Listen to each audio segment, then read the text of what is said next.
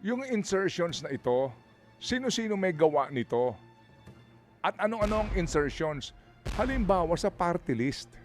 Kasi dito po may district, yung mga party list. Walang impormasyon kung saan-saan sila nag-insert at kung magkano mga proyekto.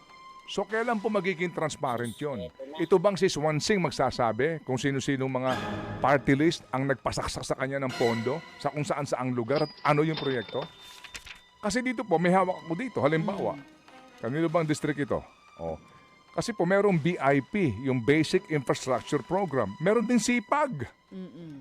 Oh. Meron din po SIPAG. Iba-iba ito. Uri ng mga proyekto. Meron pa sa mga regions. Medyo, maguguluhan ka ha, pag pinuntahan mo yung GAA. Ha? Ano mga halaga nito? O eto, pare-pareho din po ito.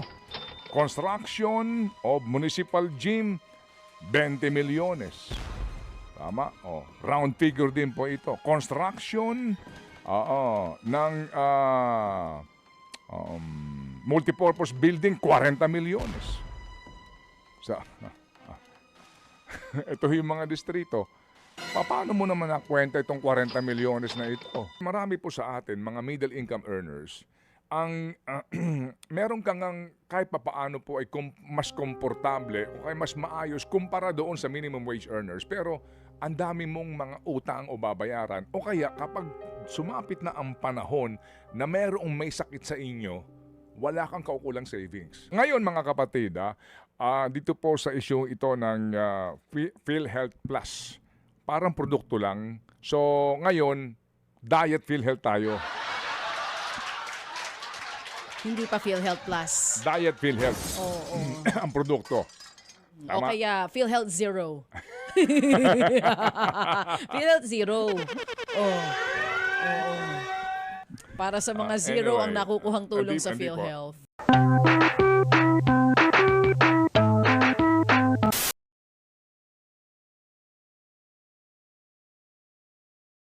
Ay, nakulong na po. At sa ating pinakatampok na balita, Eto na.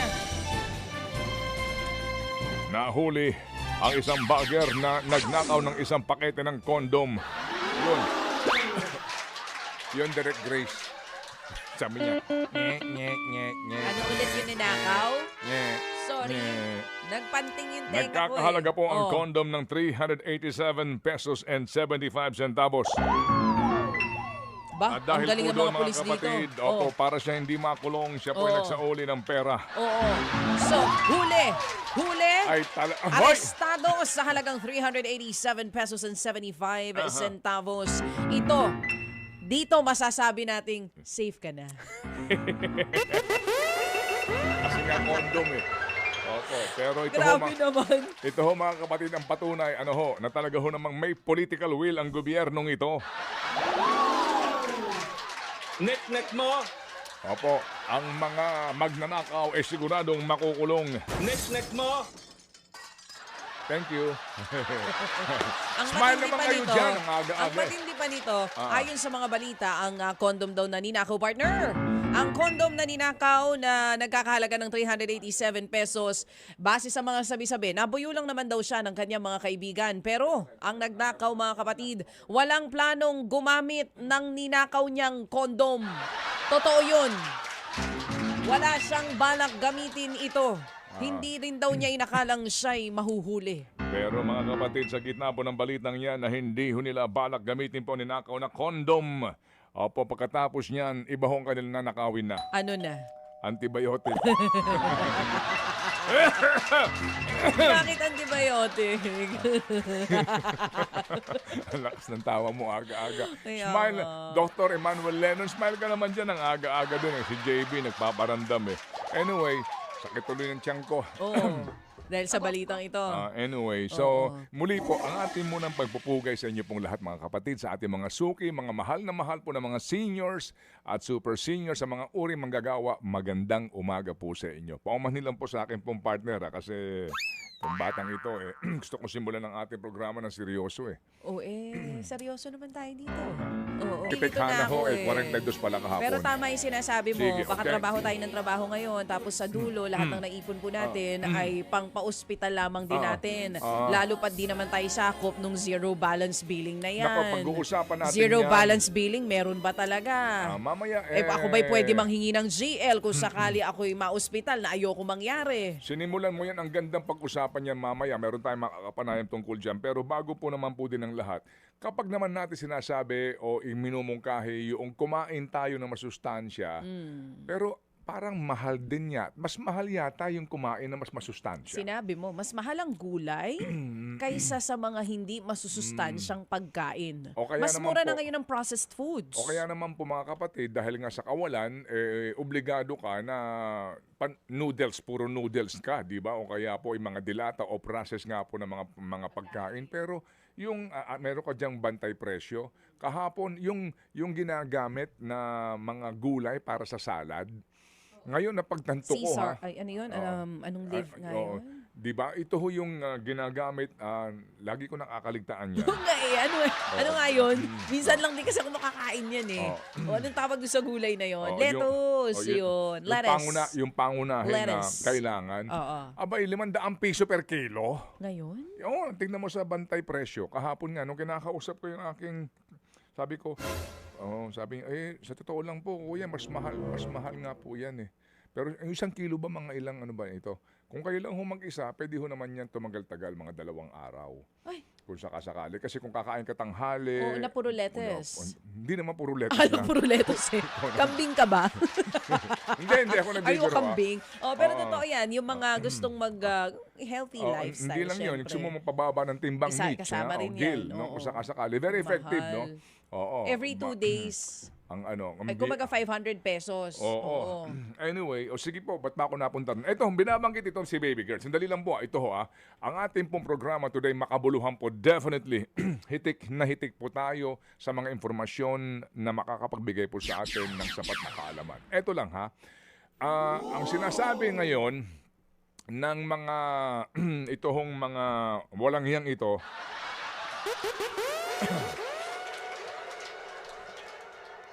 ay, sorry. Oo, don't say bad words. Bad words ba yung mga walang hiya? Bakit ang sabi naman ng Presidente, mahiya naman kayo, edi sa mga walang hiya Oo. yun. Tama. Eto Medyo lambingan mo ng konti. Oh, sige. wala nang GL, di na kailangan yan, hindi Oo. makikialam mga politiko. Ito lang sa akin. Oh, sige. Sa mga nakikinig ngayon, lalo na sa mga middle income earners, sa mga nagmamaneho po ng hulugang kotse. Kapag ba may kotse ka, mayaman ka na, automatic? Di ba hindi? Kapag ba nasa subdivision ka nakatira, mayaman ka na? No. Hindi po? Kasi marami po sa atin, mga middle income earners, ang meron kang kahit papaano po ay mas komportable o kaya mas maayos kumpara doon sa minimum wage earners. Pero ang dami mong mga utang o babayaran o kaya kapag sumapit na ang panahon na merong may sakit sa inyo, wala kang kaukulang savings, wala kang health insurance. So ang tanong natin dito sa pinag-uusapan ngayon daw ho ng DOH na bubuuin na mga E-5 guidelines na yan. Kasi ngayon o dati, ito ang sitwasyon. Okay. Isa kang middle income earner.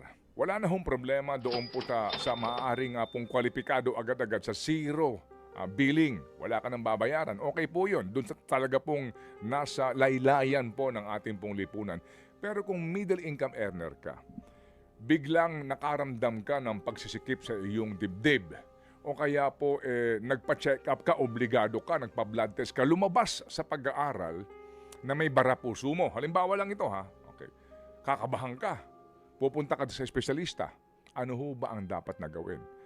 Ayoko man sabihin sa iyo pero kandidato ka sa open heart surgery para tanggalin yung bara sa puso mo. Magkakaroon ng bypass kung tawagin dyan. Kakabahan ka, sabihin sa'yo, maghanda ka ng gantong halaga. Kung middle income earner ka, pupunta ka sa heart center, sasabihin sa'yo ng doktor, maghanda ka ng gantong halaga. Magkano? Sabihin na po natin, 800,000. Ikaw na middle income earner, saan mo naman kukunin yon? So ngayon, magkukonsulta ka, paano? Meron ka naipon. So dyan po papasok yung GL. Okay, guarantee letter na manggagaling kanino. Itong tanong ko dito ha, napalagay ko po very, very timely. Yung GL na yan, nakakita na ho ba kayo niyan? Inyo na ho bang nalaman na ang GL, guarantee letter, na nanggagaling sa mga politiko, iba-iba ang amount. Lapit ka kay congressman, o kaya sa kanyang tauhan o sa kanyang kamag-anak, bibigyan ka ng GL, sasabihin doon, 50,000 pesos nakalagay doon sa GL. Ang sinasabi na kanyang inootorisa na ibawas doon sa pondo na nakalaan doon sa Office of the Congressman. Senador, kung medyo may koneksyon ka, may kakilala ka o anuman, 100,000.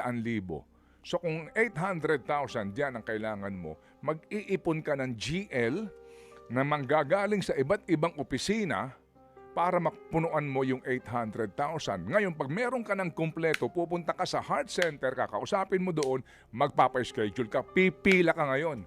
Depende sa sitwasyon ng iyong kalusugan. Kung emergency ka, pwede kang maisingit. Pero pag hindi, sabihin sa iyo, Pebrero ka na o Abril ka na ooperahan kasi may nauna sa iyo na mas emergency case. So yung GL na yan, nakumpleto mo. Okay, so ngayon, yan na ang iyong susi para matuloy ang iyong operasyon. Hindi pa kasama yung after operations expenses. So ngayon, ito lang ang katanungan ko. Kung ganyan po ang patakaran ngayon, ha? Tama ba ako nung Dimpi? Tama, di ba? Ganon ang sitwasyon. Kasi si Dimple po dito, ang aming staff, tumutulong din. Pag talaga ho namang kinakailangan, dito ho sa mga acquisition ng mga GLs na ito, utang na loob mo eh. So bawat GL girl, iba-iba ang halaga. Paano nagdedesisyon yung congressman o senador o yung kanilang staff? Kasi actually, they can provide a GL worth 1 million. Ha? Di ba? Meron. Hindi. Meron last time tinanong na natin yan before sa nakausap natin, sir, si Asek Albert din yun. Doon sa... Walang specific amount. Yes. So, tama ka, as high as 1 million. Itong yung tanong. Kung aalisin mo sa mga mambabatas yan, ibibigay mo sa DOH. Ang DOH gagawa ng guidelines. Sino ngayon ang Poncio Pilato na magdedesisyon kung magkano ang ibibigay na GL sa isang Aaron Tolentino kung kailangan niya? Sa isang Grace Rebuta. Tsaka Grace Toledo. I'm sorry. Dalawa kasi silang Grace dito. Oo. Hindi, di ba? Yun ang magandang katanungan ngayon. Anong guidelines? Paano ito? So yung guarantee letters na yan, yung ma-IFIF na yan, paano na ang kanyang paggasta? Ito kasi mahirap eh. Nag-aproba ka ng 51 billion, pero yung guidelines to follow. Ni wala pong public hearing, ni wala pong information dissemination o consultation bago gawin itong guidelines. Nakita ho ninyo? Ito ho ang problema dito eh. May budget, wala ka pang ng guidelines. 51 billion, yung guidelines bubuuin pa lang. Hindi ba dapat munang nagkaroon ng pag-aaral, masusing konsultasyon at sa mga doktor lahat na binuo yung guidelines subject to deliberation and debate, tsaka mo poponduhan? Hindi eh. Ngayon naglaan ka ng 51 billion, yung guidelines to follow. So ang tanong ngayon sa DOH, naka-erbosa ba desisyon kung magkanong ibibigay mo sa isang pasyente na ooperahan? Ano ito? Think about it. Maraming salamat sa impormasyon, partner. Huwag ka mag-alala. Kalagitnaan daw ng Pebrero matatapos na ang guidelines. Ikaw naman di ka pa nasanay dito sa bansang kung tawagin ay Pilipinas. Laging nauuna ang budget bago pag-usapan kung paano gagastahin ang budget. Does it make sense? Yeah. Kasi nga po dito sa pinakahuling balita, ito pong guidelines, dahil may special provision na dito sa 2026 GAA natin kung paano gagamitin po itong mga ma-IFIP o kaya yung iba pang mga soft pork kung tawagin na dadaan sa mga politiko na ngayon sinasabi nila hindi na sila pwedeng umepal dito because there is a special provision, but yung usage nito, yung guidelines mismo kung paano mangyayari kasi nga marami pa rin hihingi ng tulong, ngayon po ay ginagawa pa lamang at sa kalagitnaan nga ng Pebrero matatapos. So ngayon, papaano na ang magiging sistema? Malalaman po natin lahat yan kapag natapos ang guidelines. Ngayon po ang editorial ng The Philippine Star tungkol dito yung bang sinasabi na wala nang makikialam na politiko, hindi po totoo yun. Hindi po mangyayari yun. Yan po din ang kanila pong paninindigan dito. Sinasabi po nila hindi mangyayari yan. Kasi hindi din po klaro yung provision noong pong GAA and wala ho naman tong penal provision sa mga lalabag dito. So yun po maganda pag-usapan natin dahil pera natin ito, 51 billion maliban doon sa AX na yan. 51 billion na magiging bahagi pa rin po ng ngayon ay 17.65 trillion pesos na utang ng Pilipinas. 17.65 trillion ang utang natin. So ngayon meron kang 51 billion. Paano po ito? Kaya nga po muli babalik po yung kaisipan, hindi ba dapat talaga PhilHealth na po ito? Kung saan po naman yung mga requirements para sa mga middle income earners na bulk na pinagkukunan po ng taxes natin ay magbenepisyo dito.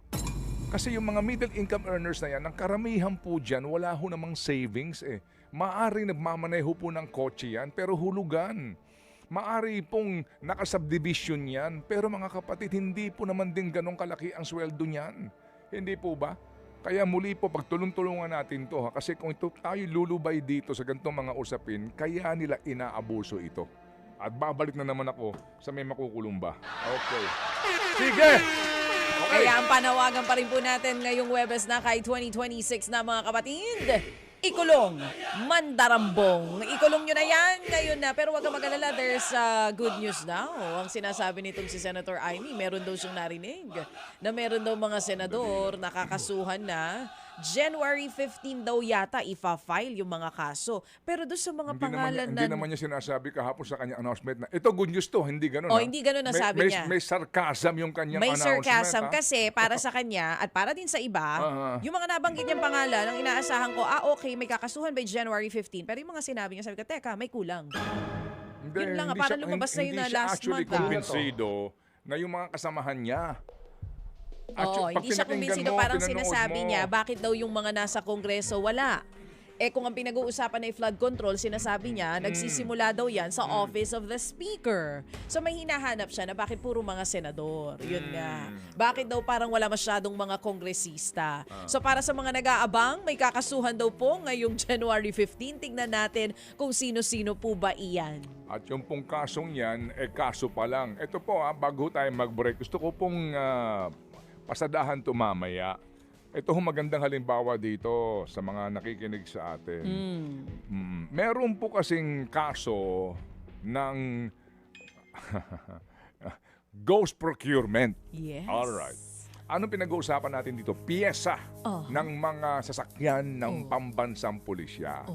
Okay, so dito mga kapatid, meron sila pinalabas na nagpalit po ng gulong, bumili po ng mga spare parts mga kapatid, pero hindi naman daw po totoo. Mga kapatid, ang pinag-uusapan dito ay mga more or less 400 million pesos. Alright. Aba, ang kasong ito, ang pangyayaring ito ay naganap noong pong 2007 and 2008 more or less, panahon ni Gloria Arroyo.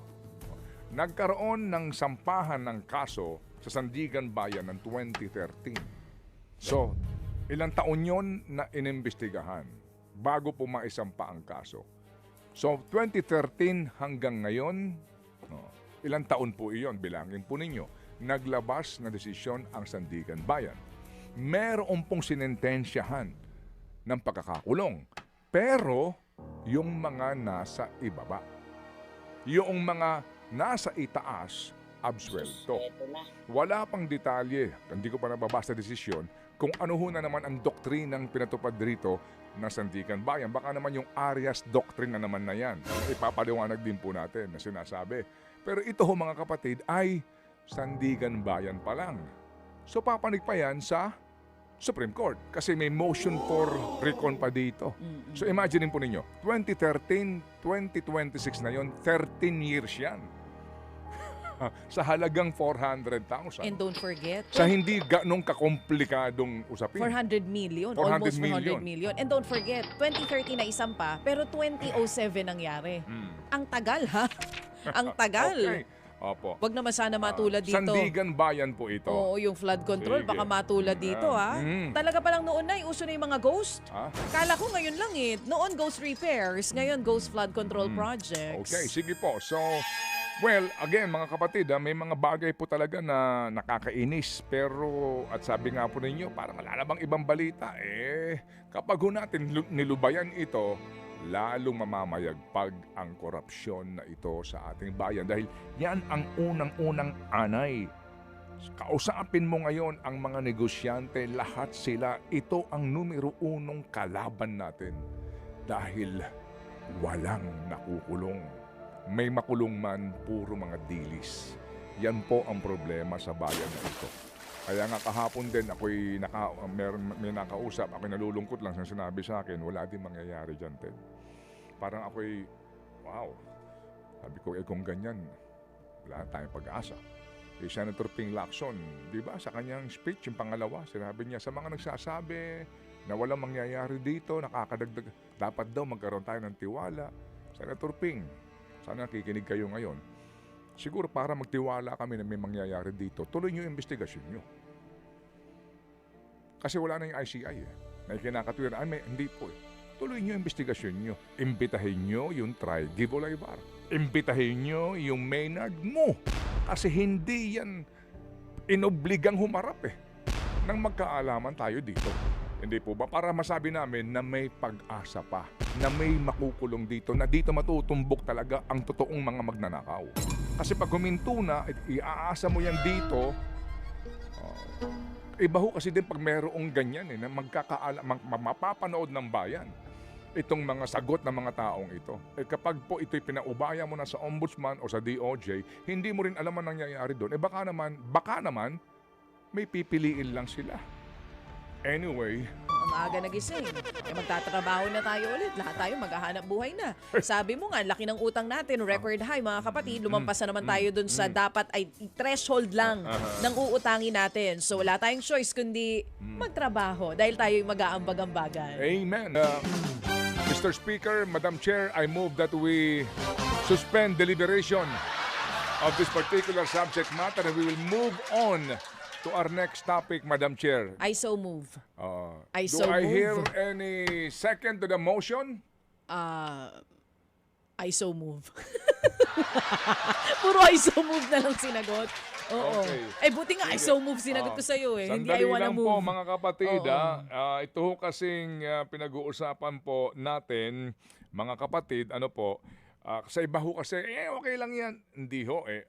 Una, dapat ho, sa mga panahong ito, maingat tayo sa ating mga personal na mga data, informasyon. Kasi may mga gumagamit na po nito ngayon. May As a matter of fact, nagsasamantala. may mga bumibili niyan.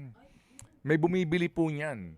Kasi magtataka ka, bakit may tatawag sa'yo at alam ang pangalan mo? Halimbawa, o kaya may magte-text sa'yo, alam ang pangalan mo, o kaya naman alam kung saan ka nagbabangko, alam kung saan ka nakatira, alam ang iyong edad, ang iyong birthday, yung po maselan yun. Kasi sa mga panahong ito, ang dami na pong mga masasamang loob. Hindi lang po sa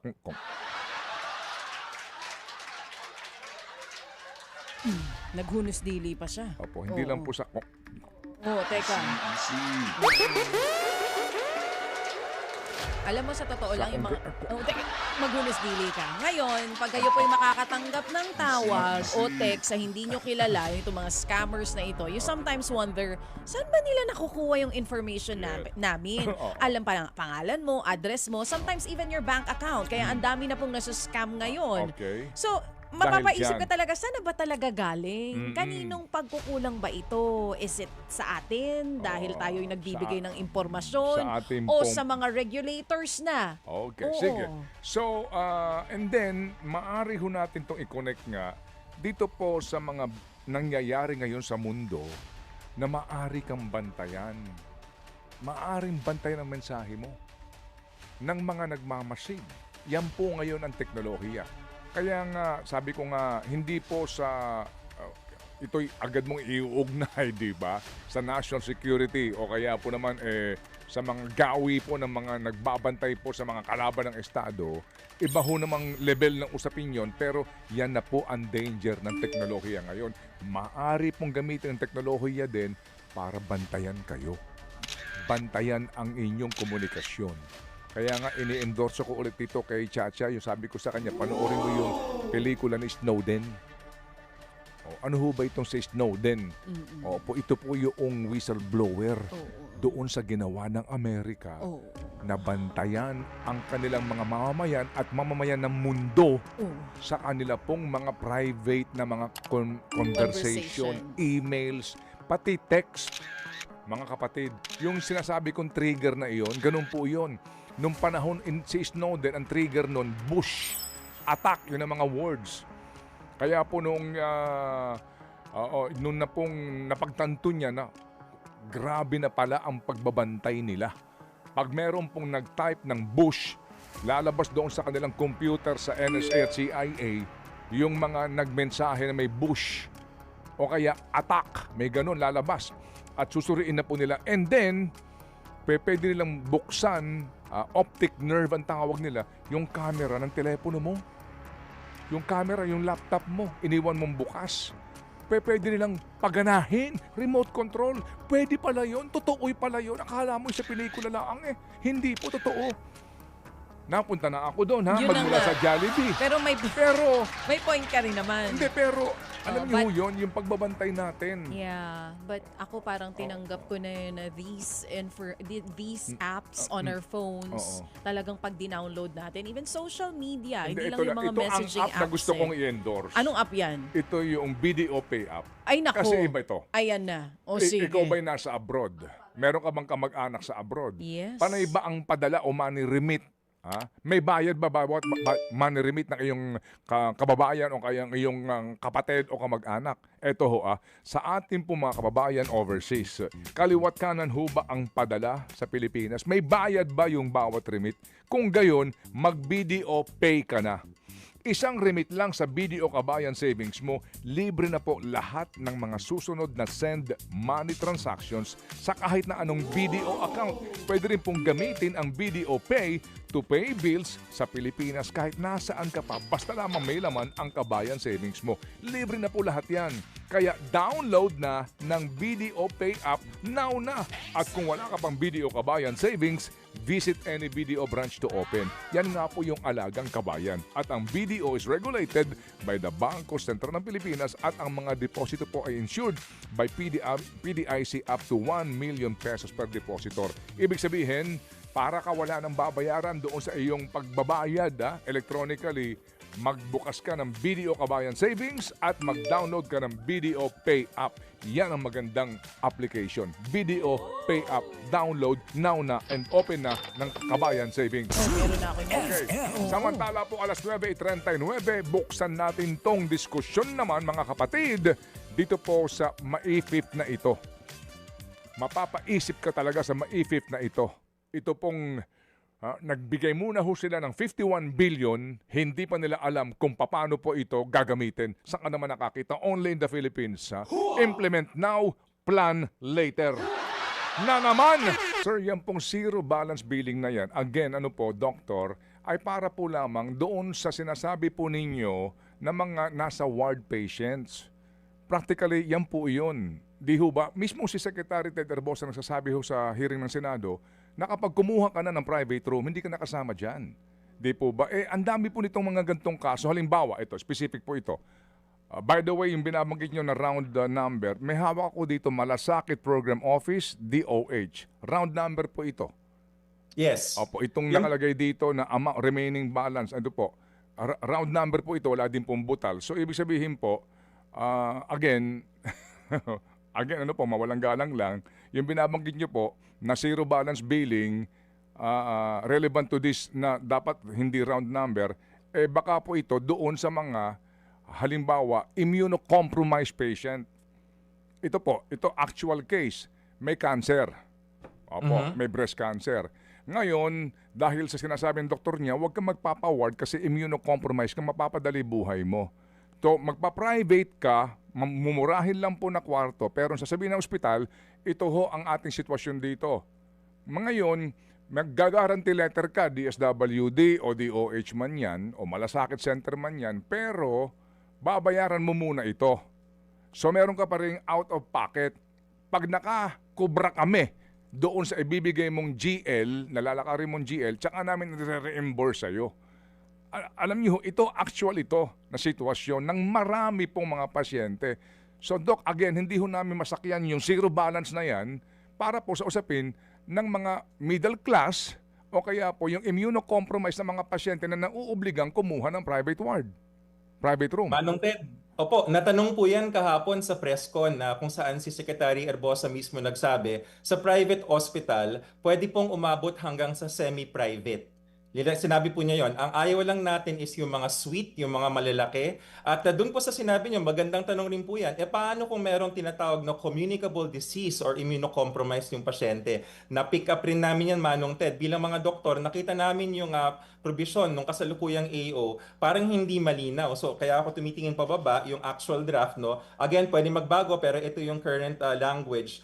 Ang dating AO nakalagay lamang, up to semi-private or shared private or equivalent on the following conditions. Patients with communicable diseases, those immunocompromised, or any clinical condition requiring isolation as certified by the attending physician. Manong Ted, sa totoo lang, naaabuso rin minsan yan eh. Kasi baka mamaya sabihin, ay kailangan mo ma-isolate, dun tayo sa large private ganyan. So, pinasok po namin ang isang qualifier para malinaw to. In which case, the patient may be admitted to an isolation room or equivalent accommodation with pertinent infection prevention and control measures and still be eligible for MAIFIP. Ako po yung nag-graduate mula sa PGH, yung mga ward po ng PGH, and I'm sure yung mga DH hospitals, kahit basic accommodation, meron niyang tinatawag na isolation ward or isolation room. At pwede po silang ilagay doon, basic pa rin po yun, zero balance bill pa rin po yun. Opo, pero sir, alam niyo ho kasi ito hong gantong usapin,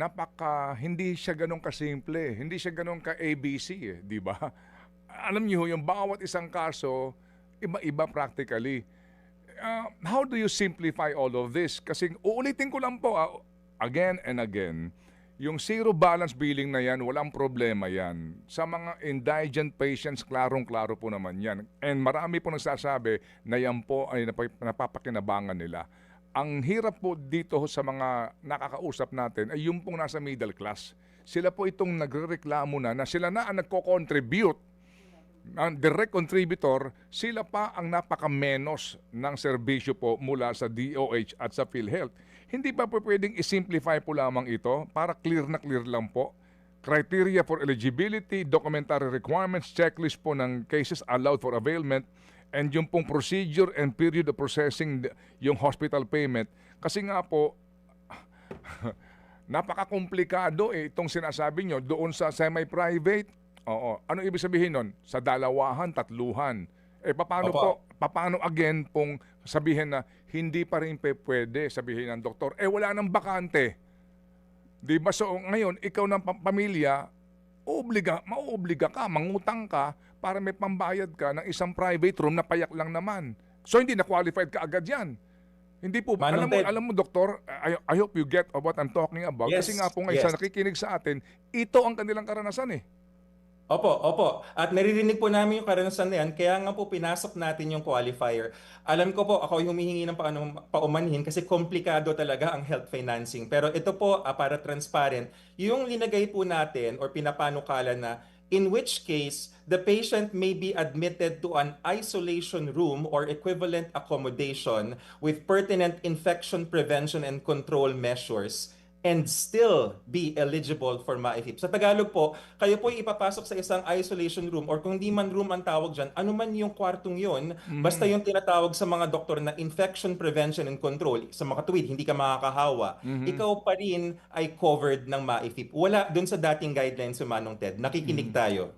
Pero hindi pa pwede pong maging bahagi ng inyong panuntunan na kapag direct contributor ka, meron ka ng gantong uri po ng benepisyo. After all, sa buong buhay mo, nag-contribute sa PhilHealth, and then after 20 years of contribution, tsaka ka nagkasakit, tapos ang benepisyo mo ay ganito lang kaliit kumpara doon sa indirect contributor. Parang ang sa kanila is parang hindi patas. Ay, Manong Ted, ramdam na ramdam kita. 60,000 per year ang kinocontribute ko. Malamang ikaw rin dahil pareho tayong mga paying contributors. At anyway, lumalabas yung personal rants, no? Pero ang sinasabi po namin, hindi yan usapin ng MAIFIP or ng zero balance billing. Yan po ay isa pang inisyatibo, ang tinatawag natin supplemental benefit. Or yung iba ho, baka narinig na dati to yung PhilHealth Plus. Binabalangkas rin po, iniutos na ng ating Pangulo, ginagawa ni SecTed at ng board, yung ating supplemental benefit na ano ba ang pwedeng idagdag para bang HMO, pero ang HMO ang magpapatakbo or ang pondo ay manggagaling sa PhilHealth para dun sa mga direct contributor. Kasi agree kami, Manong Ted, at nakalagay rin sa UHC law yan, no, na dapat yung mga direct contributors, kahit papano man lang, may nakukuha na konting dagdag, kung di man konti, basta may dagdag na malinaw. At kung ano man yung dagdag na yon, yun ang hindi ko pa masasagot kasi iba pang programa po yan, pero yan po ay ginagawa na rin. Opo, sabi po dito ng ating tagapakinig, ang hirap kasi sa actual case sa hospital, limited po kasi ang treatment sa patient. Either you pay or someone guarantee payment bago masisimulan yung operasyon or ma-release ang patient from the hospital. Pag wala ka sa dalawang options na iyan, ni hindi ka masisimulan operahan ng doktor o hindi ka makakalabas ng ospital kung naoperahan ka na dahil nga lumalabas na walang klarong pambayad sa patient. Pakiwari ko, Manong Ted, yan ay sa private hospital kasi bawal yan sa government. Pag ginanyan po kayo ng government hospital, sabihin nyo sa DOH, iimbestigahan natin. Now, alam po natin na ganyan ang practice sa private. Kaya mahalaga po na pag tayo ay pumunta sa private, required po ang private na magkaroon ng 10% ng kanilang mga kama para sa mga service or charity wards na sinasabi. Kung gusto nyo po ng libre, pwede hong tanungin yun. Now, kung sabihin nila na puno at kayo naman po ay hindi infectious disease, remember, pag emergency po ang kaso, hindi rin pwedeng i-hostage ng ospital ang kanilang intervention kasi may ibang batas, yung tinatawag na, I think, hospital detention law yata or something like that, na hindi pwedeng ipagkait ng ospital ang kanilang serbisyo kung emergency po. Mhm. Ang heart center ba, NKTI, lung center o ito pong PGH ay public hospital? Opo, public hospital po sila. Okay, opo. Pero nangyayari po ito dito po sa mga GOCCs na ito. Dahil kailangan alamin natin, Manong Ted, siguro sa mga tagapakinig natin, anong room po ba sila nagpa-admit? Kasi kung nakalagay dyan na private room, meron po kasing private room ang heart center, may private room ang PGH at iba pa. Kung doon po, iba ho yung usapin dahil private po yung napili natin. Mahalaga na sabihin natin sa basic tayo. Opo, yung nga po yung babalik ka din doon sa usapin na yon sa ating pinagsimulan kanina, yung private room na yan. Doon nagkakatalo eh. Inoperahan ka sa puso, oo, private room ka. Kasi nga po, inoperahan ka na, meron ka bang ibang sakit pa. Alam niyo ho yun, Doc, talagang sa iba ho, ang hirap unawain nito. Sa punta ng, doon nagkakatalo kapag humingi ka ng private room. Di po ba? Para bagang antingin sa iyo, may kaya ka na kasi nag-private room ka. Hindi naman nga suite room ito. Ito po lamang ay basic na private room lang po ang pinag-uusapan, doktor. Opo. Opo. Mahalaga po yun, Manong Ted, yung usapin na yan dahil hindi naman ipagkakait sa atin, again, yung semi-private or yung infection prevention and control isolation room kung talagang alam natin na kailangan yan ng pasyente. Pero kailangan po kasing maganda yung, siguro ito dapat itanong, paano malalaman ng pasyente kung kayang magbayad sa simula pa lang, no, bago pumasok yung pasyente? Paano malalaman kung kaya o hindi? Nakikita po yan dun sa sinasabi ng bantay or ng pasyente kung anong klaseng kwarto. Napakahalaga. Pag tinanong po kayo ng admitting at talagang kailangan ng tulong at hindi kaya, sabihin po natin sa basic accommodation. Kasi kung puno yung basic accommodation nila dun sa batas, they will have to actually accommodate dun sa mga semi-private. Or again, kung may immunocompromised dun sa private, napaka-importante, Manong Ted, na sa simula pa lang ay sabihin na natin na hindi natin kaya magbayad at tayo ay kailangan sa basic accommodation. Sige, ganito ha. Mga kapatid, I beg for your indulgence po and patience. Wag ho natin kagalitan si Dr. Domingo, si Asik Albert, Pero ito lang po, baka lang ho masyadong simplified itong ating kaisipan. Di ba pwedeng halimbawa po, sa mga direct contributors na sa ganito pong level ng iyong kontribusyon at haba ng iyong kontribusyon, kapag nagkasakit ka, pwede ka hanggang kalahating milyon sa iyong bill. I mean, alam niyo ho yun, Yes. hindi yung pag lalakad ka sa PhilHealth, direct contributor ka, 20 years ka nag-contribute, and then lalabas sa bill mo, ang bill mo ay nasa 1,000,000 mahigit, ang babayaran ng PhilHealth, 36,000. I mean, yan ang katotohanan dyan, ha, mga kapatid. Opo. Opo. Wala bang pwedeng ganong programa na kasi po parang din ako pupunta sa kung kani-kanino o pipila po dito sa social worker na para ako magpa-qualify na makakuha ako ng benepisyo? Manong Ted, yan po yung tinatawag natin na PhilHealth Plus. So, sinasabi ko rin ho to para yung ating mga PhilHealth copy Plus. editors. Oo, yun yung baka binabanggit niya yes. nga. PhilHealth Plus kasi ibig sabihin, meron tayong basic benefit. Yun yung sa lahat. Yun yung ating case rates yung naririnig natin. Pero ganyan-ganyan yung usapin namin sa board, Manong Ted. Oh, pero Maniwala wala pa kayo siya sa sa hindi. ngayon, no, Asek? Oo, wala pa siya wala sa pa sa ngayon, pero yan po binabalangkas rin at the same time. Kasi So, it's a very pressing concern, DJ Oo. Cha. Asek, will it be this year? Kasama yan doon sa guidelines, yung sinasabi ninyo na PhilHealth Plus? Hiwalay po siya dun sa DJ Cha. Hindi siya Oo. kasama sa MAIFI pa. It's Oo. another program, pero Oo. yes, it's a priority this year. So this year po yan, na yung binabanggit namin paulit-ulit, because I'm sure you get our point here, ano? Yung Ramdam ko rin, DJ Cha. Ako rin. kahapon, kausap po namin si Professor Shelo Magno. Para lang malinaw, magkano po ulit ang budget natin for PhilHealth for 2026? 129 yata, kung di ako nagkakamali, Okay. more or less. So more or less 129 billion pesos. Billion, Ang yes. binabanggit po ni Professor Shelo Magno, yung ganyang budget ay hindi dapat ipagmalaki because there are around 29 million non-paying contributors sa PhilHealth. So dapat kung ilan daw yun daw mismo, kulang pa daw po yung 129, yun daw mismo ang ibinibigay, ibinabayad ng gobyerno taon-taon para makover talaga yung non-paying contributors because in summary ng lahat po ng nag-iusapan natin dito, ang pinakakawawa talaga are the paying contributors. Ano pong tugon nyo doon? Opo, una sa lahat, yun pong ating panukalang budget, yan po dumadaan sa proseso ng Kongreso. So, desisyon po ng ating Kongreso kung magkano yung naibigay. Ikalawa, yung sinasabi natin na kawawa ang direct contributors.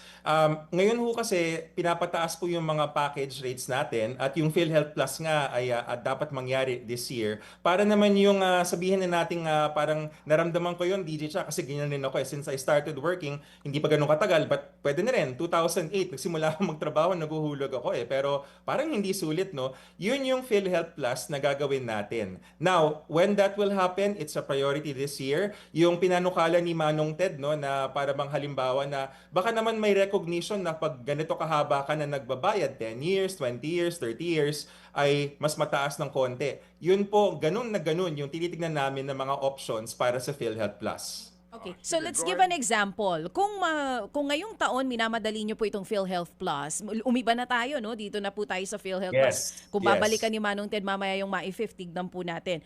Kung may papatupad po yan, halimbawa, kung ang bilay 100,000 pesos, sa ngayon ang bawas binibigay lang ng PhilHealth, mga 12,000. Magkano na po ang magiging sagot ng PhilHealth doon kung yan man ay maipatupad na ngayong taon?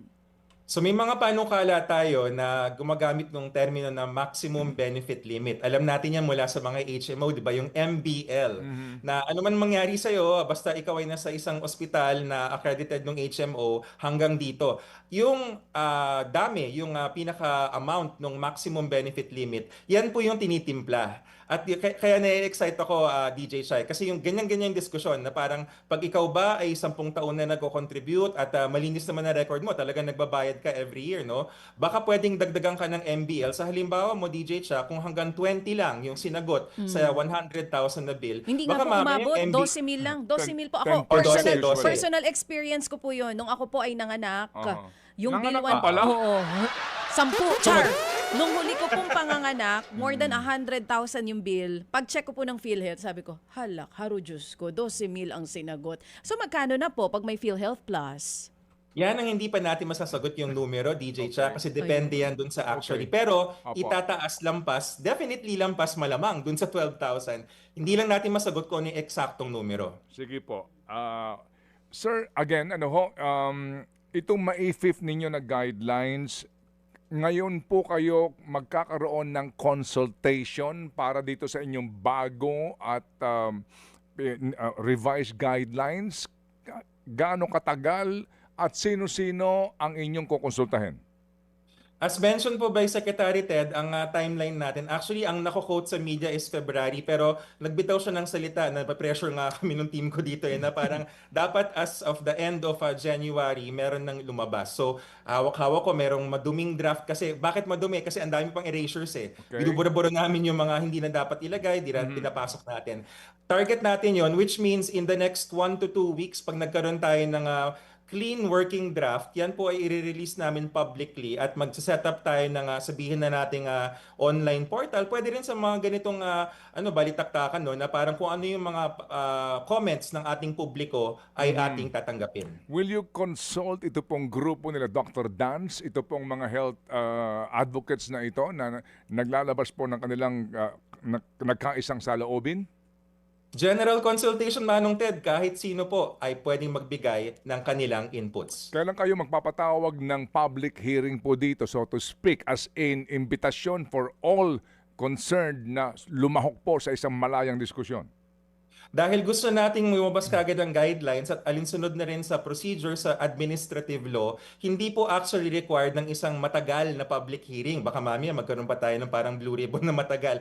Pero magkakaroon po ng portal at the very least or ating email or pwedeng online na hindi ko lang masabi kung paano yung mechanism pero makikita kung sino yung nag-submit. Pwede rin sila mag-submit ng letter at i-acknowledge po namin yon para pag lumabas yung balangkas nung para bang pre-final, makikita, ito nanggaling doon. Ito ganyan. Para magkakaroon ba ng tinatawag namin na change matrix, matatrack kung sino yung nagpanukala, ano ang response at ano ang nangyari. Pero hindi ho ba parang prudent po na konsultahin na po itong grupo, itong alliance nila Dr. Dance sa usapin po na ito? I mean, formally to invite them, hindi, hindi ho naman sa kami namimilit dito, pero hindi ho ba parang prudent yon para makuha po ang input talaga dito nitong mga taong ito na eksperto at meron nga pong issue sa mga maifif na ito para ho na sa ganon, pag lumabas na po ito, kung sila po nagbigay ng input, well, kapag hindi, malaman natin kung ba't sila hindi sasang-ayon sa inyong ilalabas na guidelines. The best consultation, Manong Ted, is to the general public na kasama po ang kahit sinong grupo. Okay. Pwede silang mag-submit. Okay. Yan ho bang inyong guidelines na yan, yan po lamang panuntunan pero walang penal provision, di ba? Walang kaparusahan, right? Maganda talaga, kaya love ko si Manong Ted sa mga tanong at nag-ready rin ako Manong Ted kasi tinanong rin kami dyan na pag binasa mo yung section 19, parang tila walang parusa. Huwag nating kakalimutan, meron tayong Republic Act 6713, Code of Conduct and Ethical Standards for Public Officials and Employees, at meron tayong Republic Act 3019, Anti-Graft and Corrupt Practices Act. Dun sa 6713, nakalagay dito na actually section 4B, Bravo, professionalism. Public officials and employees shall endeavor to discourage wrong perceptions of their roles as dispensers or peddlers of undue patronage. Tapos, doon naman sa RA 3019, nabasa rin po namin na nakalagay sa Section 3, in addition to acts or omissions of public officers already penalized by existing law, the following shall constitute corrupt practices of any public officer and are hereby declared to be unlawful. Letter A, persuading, inducing, or influencing another public officer to perform an act constituting a violation of rules and regulations duly promulgated by competent authority or an offense in connection with the official duties of the latter. In other words, yun pong general provision, section 19, pwedeng kabitan yan ng penalties based on existing law, RA 6713, tsaka yung RA 3019. Opo, kasi po ang concern dito ho ng ating mga kababayan, kung ililipat mo ang disposisyon kung magkano ang tatanggapin ng isang pamilya, ng isang pasyente na benepisyo mula po sa MAIFIF fund na ito doon sa social worker, ano po naman po ang garantiya na yung social worker, number one, marami sila sa ospital.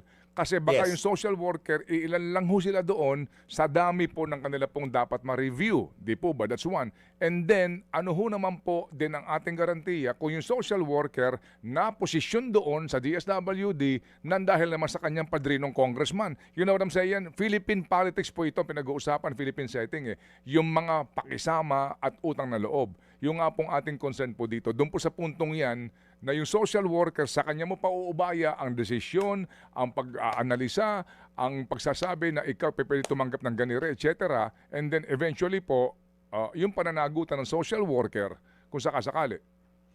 Doon po manggagaling yung Manong Ted sa RA 6713 tsaka sa RA 3019 at now napaalala ninyo dahil social worker yan at isang professional, titingnan rin natin yung Code of Ethics, no? Papa-research natin sa staff natin yung Code of Ethics ng mga Okay. social workers kasi meron yan dahil sila ay PRC licensed profession. Okay, sige po. So, bagamat ito ho siguro nga ay katanungan para po sa ating mga kagalang-galang ng mga mambabatas, di ba dapat nauna ang consultation bago pondohan ito ng 51 billion? Bakit kung nagpondo ka muna ng buo, tsaka na pag-uusapan kung paano ang paggasta? Mr. Chair, for the record, nag-submit po kami at napag-usapan natin yun last year, di ba? Meron tayong sinubmit na panukala. Iba ho yun dun sa lumabas. So yung actually official position ng DOH, yun ang hinati natin ng 30% and 70%. Tapos yung 70% papunta sa LGUs. So kami naman po, we respect the wisdom of Congress. Hindi yun ang kanilang inadapt. Parang mas maganda pa yata tila ang kanilang inadapt na hindi nang galing sa DOH ng Section 19, papatupad natin kung ano ang kanilang utos. Okay, salamat po na marami, Doctor. At kami po yung antabay dito po sa inyong ilalabas po na guidance na ito. After all, ang ating pong adhikain talaga ay yung pong hindi lang po yung mga mahihirap, kundi lalo na po ang nasa gitna, yung middle class, na sila pong pinanggagalingan ng bulto ng kontribusyon ng PhilHealth at ng ating buwis. Salamat. In fairness, nasagot naman ni Asek Albert Domingo ang mga katanungan. Oo, Yun lang po ang sa atin po dito, sa ating mga kagalang-galang po ng mga mambabatas, hindi ba? Para bagang, una, bakit 51 billion? Kasi hindi mo, Ang hindi mo sa kanya pwede tanungin yun Bakit hindi 10? Bakit magkano bang original? Di ba, na mga panukala po lamang galing sa NEP? Hindi ba ho tinriple pa po nila? Ano ang pinanggagalingan ng figure? Di ba wala bang mathematics yan? Wala bang science yan?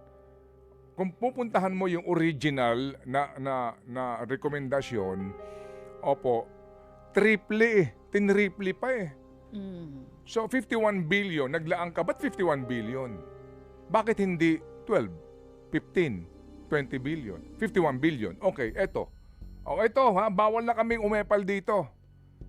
Gawa kayong guidelines. Di ba dapat nauna muna yung guidelines? Pinag-aralan, nag-hearing kayo dyan, pinatawag itong mga doktor, mga grupong ito, mga health advocates, etc. lahat. Oo. And then, nailatag ng maayos. So ngayon, paglabas nito, eto ang guidelines na yan, bilang mga kinatawan ng bayan. Di po ba? Bilang isang lupon na nagdidesisyon hango po sa damdamin ng kanilang nasasakupan. Particularly, members of Congress. And speaking of Congress, Yes, Mr. Chair. Ito naman, nung kanilang aprubahan niyang maifip, pinagtatanggol nila yan. Ang sinasabi nga nila ay maraming mga Pilipino ang nangangailangan ng tulong medikal. Kaya ganyang kalaki ang inabot ng maifip. Dahil hindi daw matutulungan lahat ng PhilHealth, kaya kailangan ng pondo for maifip. Pero hindi nila masagot kung kailangan ng tulong for health, ba't di na nga lang nirekta sa PhilHealth mismo? at yun nga, ngayon po, para bagang produkto, ito muna, Boss Max 3 Coffee. Yan. Alam mo na kaagad, amoy palang quality coffee beans at puno ng sangkap na galing sa mangosteen with xanthone na mainam po sa ating kalusugan, pangangatawan. Boss Max 3 Coffee, kapeng mangosteen sa sarap. Available yan sa Mercury Drug, Watson, 7-Eleven, Sausa Drug at mga piling supermarkets nationwide. Salamat Boss Max ha. Mas humuhupa po at gumagandang aking pakiramdam. Ay, salamat. Hinga-hinga na malalim. Boss Max 3 Coffee, kapeng mangosteen sa sarap.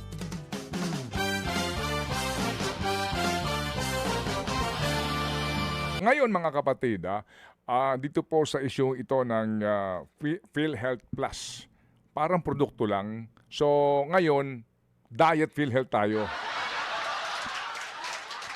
Hindi pa PhilHealth Plus. Diet PhilHealth Oo. ang produkto. O Tama? kaya PhilHealth Zero. PhilHealth Zero. Oo. Para sa mga zero ang Anyway, nakukuhang tulong sa hindi po. PhilHealth. Di ba it makes sense really that before you appropriate a very huge amount of people's money, di ba dapat meron ka na munang siguradong panuntunan at pupuntahan? Hindi yung appropriate now, you plan later. Obviously mga kapatid, with all due respect, di ba may mali? Hindi man po nila tanggapin, pero hindi ba hindi ho ba't para bagang hindi patas, di po ba? Para bagang andaling kumita ng pera. Well, kayo siguro, sila. Andaling kumita ng pera kasi nga hinahatid lang sa kanila eh. Hindi ba? At kung ihatid sa kanila, bulto-bulto. Pero tayo, ikaw na gumigising ng maaga. Ikaw ngayon na taxi driver na wala ka pang boundary. Ikaw na TNVS driver. Hindi ba? Ikaw na nagtitipid dahil may babayaran kang hulugan o bill. Di ba ang hirap kumita ng pera? Pero kung mag-allocate kayo ng pondo, ganun-ganun na lang, na para bagang hindi na pinag-iisipan. Kasi nga, hindi nyo pera eh. Hindi po ba? Yan ang Madaling masakit na gastahin, katotohanan. madaling waldasin pag hindi mo pera.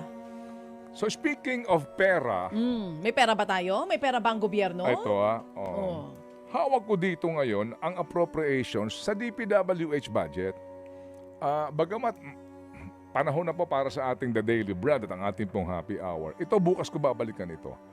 Dito mga kapatid, may halimbawa ako ng appropriations per district na sinasabi ko. Wala daw pong pork barrel, wala ng flood control, wala ng pagkikakitaan dyan.